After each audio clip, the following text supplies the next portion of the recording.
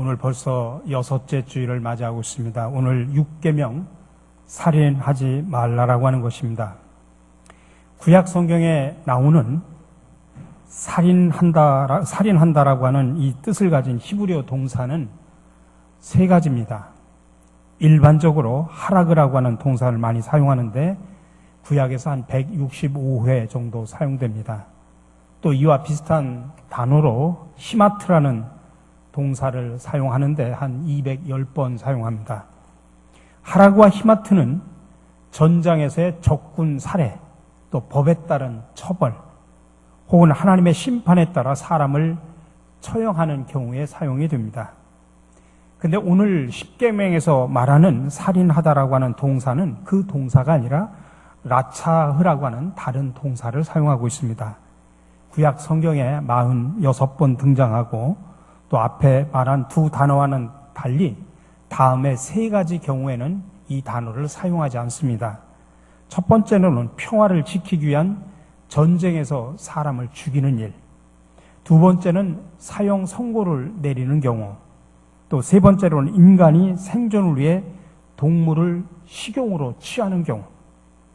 그러니까 이 6계명에서 살인하지 말라라고 하는 의미는, 그 동사는 전쟁 중에 상대를 죽이지 말라 이것이 아닙니다. 또 사형 선고를 내리지 말라 그 뜻도 아닙니다. 그리고 식용을 위해서 동물을 취하는 행위를 하지 말라 그런 뜻도 아니라는 이야기입니다.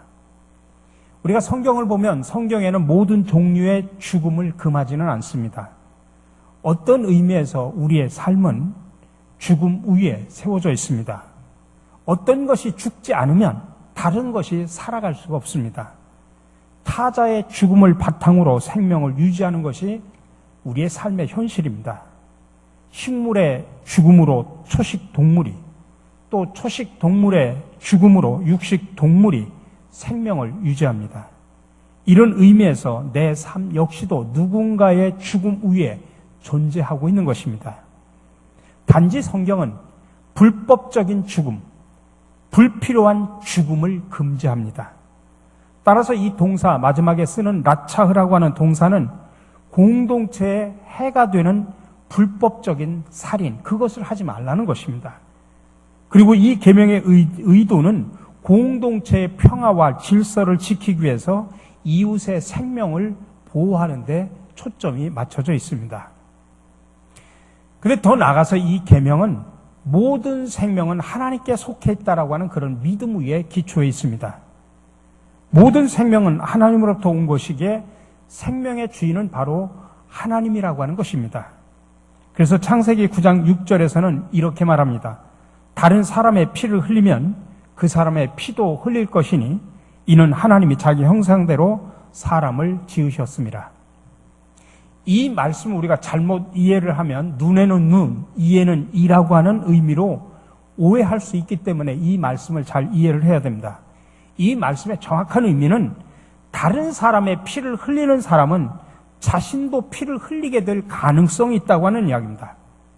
그러니까 인간의 생명을 가볍게 여겨서는 안 된다는 의미입니다. 인간은 자신의 생명이건 타인의 생명이건 이를 좌지우지할 권리가 없다는 이야기입니다. 그런 의미에서 우리는 몇 가지를 생각을 해볼 수가 있습니다. 첫 번째로는 자살입니다. 특별히 삶이 힘들어질 때 사람이면 누구나 자신의 생명의 끈을 놓고 싶은 그런 유혹과 충동을 느낍니다. 우리는 유명한 연예인들이 종종 자신의 생명을 버리는 안타까운 그런 뉴스를 접하곤 합니다. 그러나 우리는 우리의 생명조차 우리의 것이 아니라는 사실을 명심하셔야 됩니다. 생명은 하나님께서 우리 각자 개인에게 잠시 맡겨주신 것입니다. 그러니까 생명의 주권은 그 생명을 선물로 주신 하나님께만 있습니다. 인간은 생명의 주권자가 아니라는 이야기죠. 따라서 자신의 생명을 스스로 끊는다고 하는 것은 분명한 죄입니다. 그러나 동시에 우리는 자살한 사람에 대해서 쉽게 지옥에 간다 그렇게 말하면서 정죄해서는 안 됩니다. 왜냐하면 그것은 하나님의 몫이기 때문입니다. 우리는 그냥 상처 입은 그 가족들을 위로할 뿐입니다. 천국에 가면 세 가지 때문에 놀란다는 말이 있죠. 처음에는 저 사람은 정말 내가 생각할 때 저 권사님, 저 집사님은 누가 뭐래도 천국 갈 사람이야. 근데 천국에 가보니까 그 사람이 없더랍니다. 그래서 놀란답니다. 또 하나는 저 악독한 사람, 저 사람은 정말 지옥 가야 돼. 가보니까 그 사람이 천국에 와 있더랍니다. 그리고 마지막 세 번째는 내가 천국에 와 있더랍니다. 그것 때문에 세 가지 때문에 놀란다고 하는 이야기인데, 쉽게 말하면 죽음 이후는 우리 인간의 몫이 아니라 이 말씀입니다.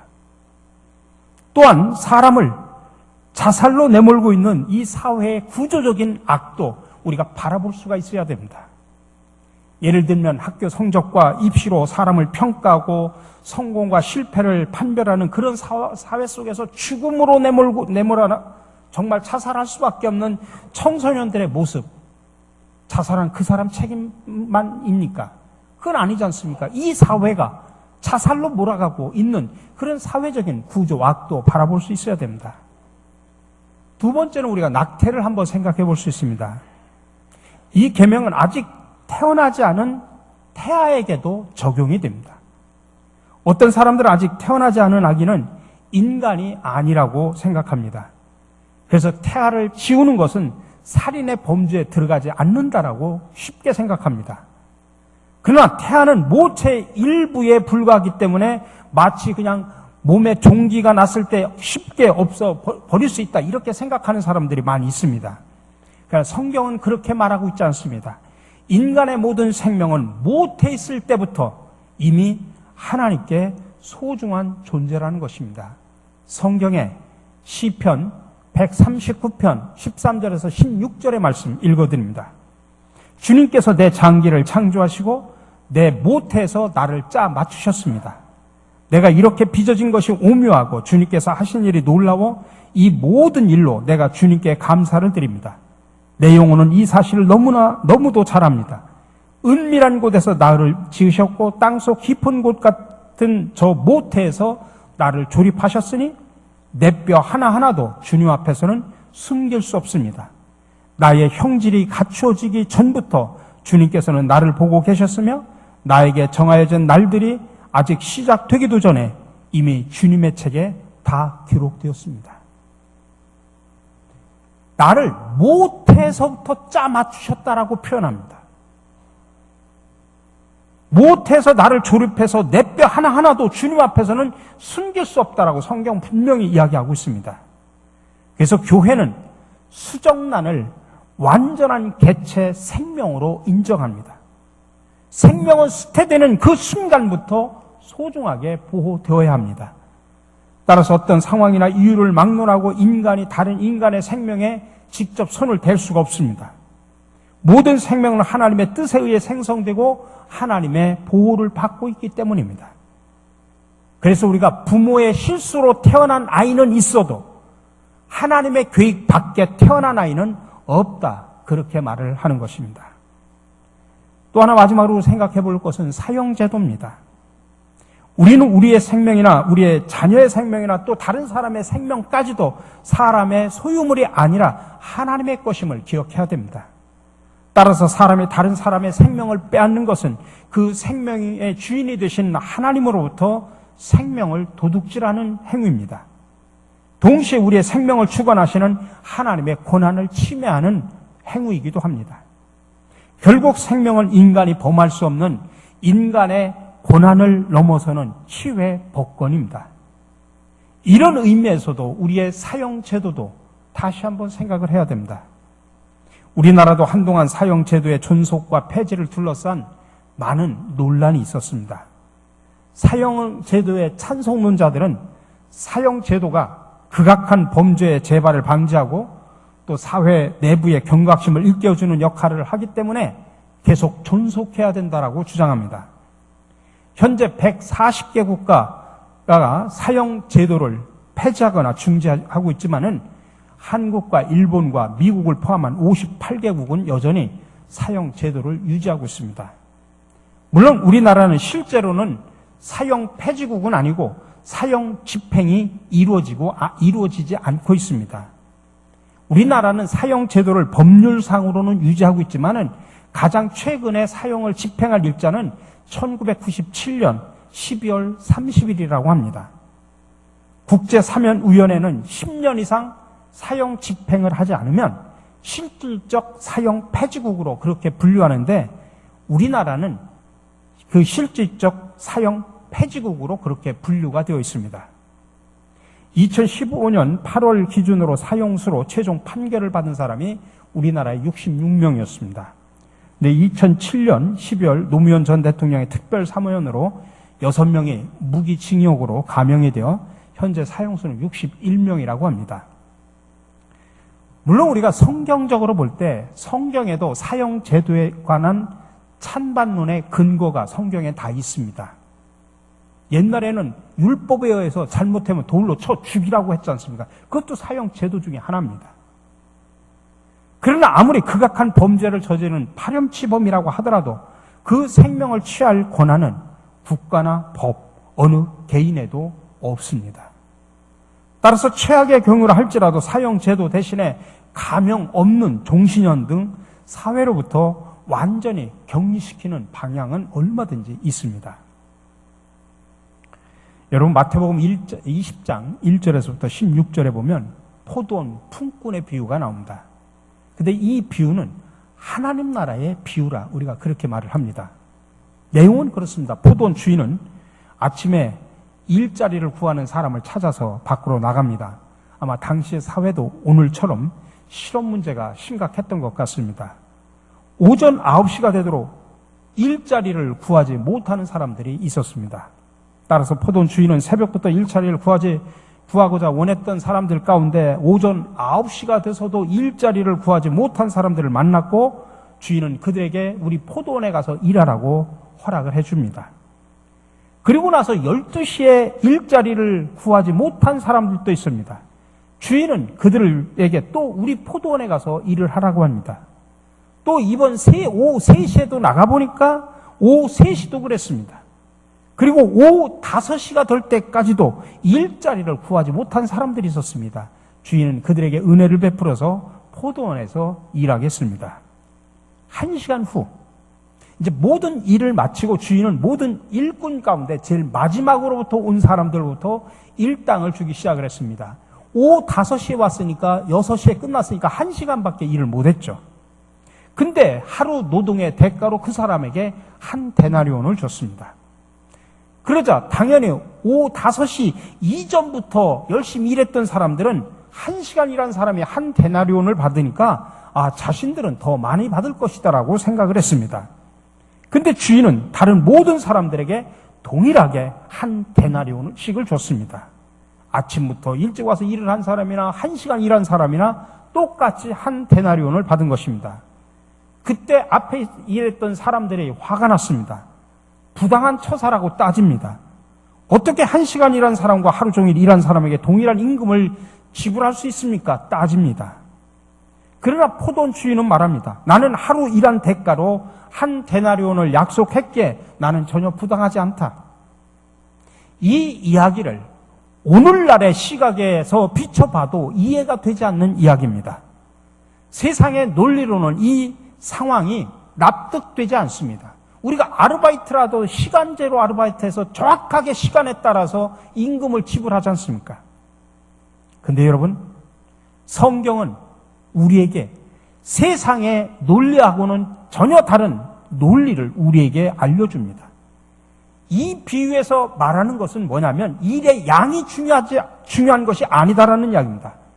오히려 일꾼들의 최저 생계비를 보장해 주는 것이 더 중요합니다. 왜냐하면 일보다는 사람이 더 중요하기 때문입니다. 일의 효율성보다는 사람의 생명권이 우선되는 사상, 이게 바로 하나님 나라의 경제학이라는 이야기입니다. 이것이 바로 예수님의 가르침이고 이것이 바로 하나님 나라의 모습이라고 하는 것입니다. 일의 효율성, 그것이 아니라 사람의 생명권이 더 중요하다는 이야기입니다. 여러분, 우리가 살인 금지 계명과 관련해 우리가 좀 더 생각해 봐야 될 영역들이 있습니다. 즉 인간 사회 안에서 사람의 생존을 위협하고 방해하는 모든 행위들이 살인 행위라는 것입니다. 여러분, 우리 주변의 농어민들, 산재 노동자들, 외국인 근로자들, 도시 빈민들과 같은 약자에게서 생계 수단을 빼앗는 것, 그리고 그로 인해서 살아갈 희망을 잃게 하는 것, 그건 역시도 간접 살인에 해당된다는 사실을 아셔야 됩니다. 한 걸음 더 나가서 주변의 환경과 생태계를 파괴하는 것도 결국 이 모든 악영향이 자연 환경은 물론 인간에게 되돌아오는 것이기에 이건 역시 살인 행위에 속합니다. 사실 환경과 생태계는 우리의 것이 아닙니다. 우리 후손들이 사용할 환경을 잠시 빌려 사용하고 있는 것입니다.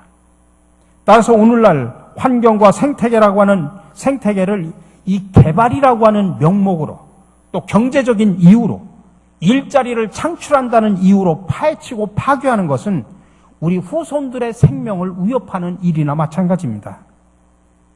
총칼로 다른 사람의 목숨을 해치는 것도 분명 살인이지만 돈과 지위와 권세로 다른 사람들을 괴롭히는 것 또한 역시 살인 행위라는 것을 아셔야 됩니다. 특별히 약자의 생명을 보호하지 않는 것 역시 성경에서는 살인으로 봅니다. 지난주에도 말씀드렸습니다마는 외경 가운데 집회서가 있습니다. 34장, 집회서 34장 21절에 이렇게 말합니다. 가난한 사람에게는 빵 한 조각이 생명이며 이를 빼앗는 것이 살인이다. 이웃의 살 길을 막는 것은 그를 죽이는 것이며 일꾼에게서 품삯을 빼앗는 것은 그의 피를 빨아먹는 것이다. 그래서 독일의 종교개혁자 마틴 루터는 오늘 이 6계명을 이렇게 해석을 합니다. 어떤 사람이 실제로 악한 일을 할 경우뿐만 아니라 이웃에게 선행을 베풀지 못하거나 기회가 있음에도 불구하고 이웃이 육체적 피해나 상해를 입지 않도록 지키고 보호하고 예방하지 못할 경우 그는 6계명을 어긴 것이다. 다시 말하면 살인한 것이다 이 말씀입니다. 따라서 우리는 자신의 손에 피를 묻히지 않았다고 해서 나는 정말 살인하지 말라는 계명을 나는 지켰습니다. 그렇게 말할 수는 없다는 이야기입니다. 성경은 생명을 위협하는 모든 행위를 살인하는 것과 다름이 없다고 그렇게 말하고 있습니다. 마틴 루터의 대교리 문답에 나오는 문구에 이런 일이 있습니다. 이야기가 있습니다. 입힐 옷이 있는데도 어떤 사람을 벌겨벗겨 내쫓는다면 당신은 그가 얼어 죽도록 방치한 것입니다. 사람이 굶주림으로 고통받는 것을 보고도 먹이지 않는다면 당신은 그가 굶어 죽도록 방치한 것입니다. 마찬가지로 죽음이나 그와 유사한 위험에 처한 사람을 발견하고 어떤 조치를 취해야 할지 알면서도 그를 구하지 않는다면 당신은 그를 죽인 것입니다. 말이나 행동으로 그를 죽게 하지 않았다고 변명해도 아무 소용이 없습니다. 왜냐하면 당신은 그에게 사랑을 베풀지 않았고 그가 생명을 구할 수 있도록 도와주지 않았기 때문입니다. 그러므로 하나님이 육체의 궁핍과 생명의 위기에 처한 사람에게 조언하고 도와주지 않는 모든 사람을 살인자로 일컫는 것은 정당합니다. 예수님이 친히 내가 죽을 때 너희가 먹을 것을 주지 아니하였고 목마를 때 마시게 하지 아니하였고 라고 선언하신 것처럼 심판의 날에 하나님은 그런 자들에게 가장 무서운 형벌을 내리실 것입니다. 루터가 한 이야기입니다. 여러분 꼭 사람을 죽여야만 살인하는 것이 아닙니다. 간접 살인도 살인한 것이라는 이야기입니다. 여기 한 걸음 더 나아가 예수님은 복음서에서 이렇게 말합니다. 형제에게 성내는 것, 그것도 살인하는 것이다. 마태복음 5장 21절 이후입니다. 옛사람에게 말한 바 살인하지 말라. 누구든지 살인하면 심판을 받게 되리라 하였다는 것을 너희가 들었으나 나는 너희에게 이르노니 형제에게 노하는 자마다 심판을 받게 되고 형제를 대하여 나가라 하는 자는 공에 잡혀가게 되고 미련한 놈이라 하는 자는 지옥불에 들어가게 되리라. 정말 두려운 말씀입니다. 예수님은 한 걸음 더 나아가서 형제에게 화를 내는 자만, 다시 말하면 나가 바보다라고 그렇게 욕을 하는 자도 지옥불에 들어가게 되리라. 그 말은 분노나 언어 폭력도 살인죄에 속한다는 이야기입니다. 여러분, 우리 인간은 모두가 다 깨어지기 쉬운 질그릇과 같은 존재입니다. 겉으로는 정말 강하게 보여도 속은 너무 연약합니다. 그래서 말 한마디에 상처를 입어서 사람을 대할 때 생기와 의욕을 잃어버리는 것이 바로 사람이라는 존재입니다. 그러기에 예수님은 다른 사람이 외적인 생명을 빼앗는 것뿐만 아니라 속 사람을 상심시키는 것, 그건 역시도 살인이라 말합니다. 따라서 오늘 본문은 우리에게 정말 심각하게 생각해야 될 내용입니다. 그런 말이 있습니다. 칼에 묻힌 피와 욕하는 입술의 침은 같다라고 하는 말이 있습니다. 물리적인 생명은 한순간 죽어 없어질 수 있지만은 정신적인 생명은 서서히 죽어갑니다. 만약 남의 생명이 점차 소멸하는데 직간접적으로 영향을 미쳤다면 그 역시도 육계명을 어긴 살인자입니다. 미국의 초대형 교회 가운데 하나인 윌로 크릭 교회에 있었던 실제적인 일입니다. 그 교회 담임 목사인 빌 하일베스 목사님이 설교 가운데 요한일서 3장 15절 말씀을 언급하게 되었습니다. 그 형제를 미워하는 자마다 살인하는 자니 살인하는 자마다 영생이 그 속에 거하지 아니하는 것을 너희가 아는 바라. 형제를 미워하는 자가 살인하는 자다. 그 속에는 영생의 복음이 없다. 그 이야기입니다. 근데 이 구절을 목사님이 이 구절을 가지고 설교를 하는데 이건 단순하게 설교만 해서 끝날 것은 아니다 생각에 강한 그런 영적인 부담감이 생겼습니다. 그래서 설교를 시작한 지 몇 분 만에 성도들에게 다음과 같이 강력하게 말했습니다. 여러분, 지금 여러분 가운데 누구에게 말로 상처를 입히고 그 사람의 속 사람을 죽인 일이 있다면 지금 당장 가서 화해하십시오. 설교가 끝나자 처음에는 사람들이 그냥 웅성거렸지만 한두 사람이 자리에서 움직이기 시작을 했습니다. 마침내 어떤 사람은 막 공중전화로 달려가고 어떤 사람은 휴대전화로 누구와 통화를 하고 어떤 사람은 막 차를 몰고 집으로 돌아가고 어떤 사람은 친척 집으로 직장 동료에게 교회 이 성도들에게 찾아가는 일이 발생했습니다. 그 자리에 모인 성도들이 먼저 찾아가서 누군가와 화해하는 역사가 일어났다는 이야기입니다. 사랑하는 성도 여러분, 사실은 저와 여러분이나 알게 모르게 수많은 사람들을 살인해 왔음을 고백하셔야 됩니다. 나는 사람의 피를 안 흘렸습니다. 죽이지 않았습니다. 그건 직접 살인입니다. 그러나 지금까지 말한 다른 측면을 여러분 보십시오. 간접 살인 안 한 사람이 누가 있습니까?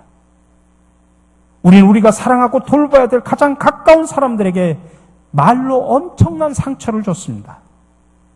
사람이 가장 상처를 많이 받는 곳이 가정이라는 통계도 있습니다.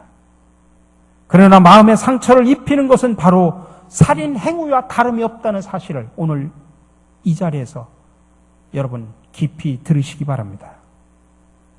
저는 지금 이 말씀을 듣는 여러분의 마음속에도 정말 생각나는 사람이 있다면 여러분 부디 간곡히 부탁드립니다.